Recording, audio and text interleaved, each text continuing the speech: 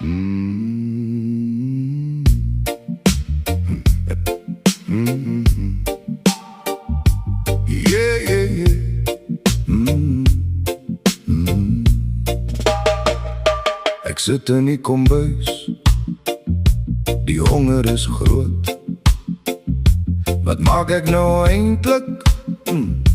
Ek kies 'n stuk brood. Daar's twee soorte toebroodjies wat baklei in my kop. Die een in die toaster, die ander op 'n rooster.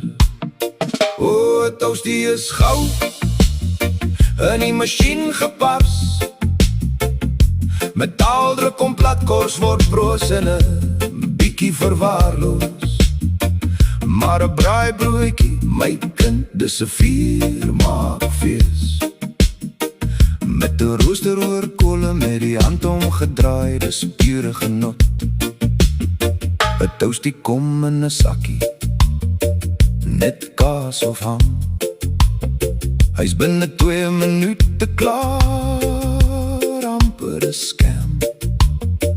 Hy blink van die olie, die kante is verseël, maar sy siel is te skoon.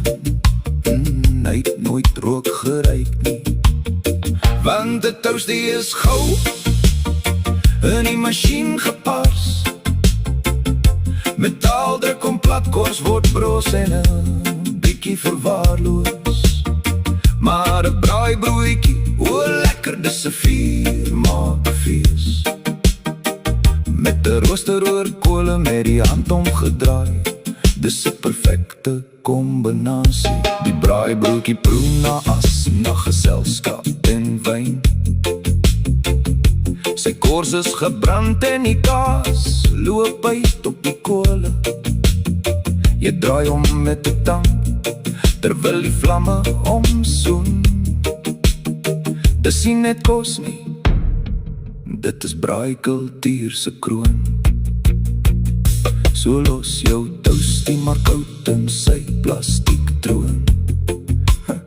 Gee my 'n rooster en kolle en 'n snyduk brood, want 'n braaibroodjie, my maat, is 'n stuk hemel op aarde.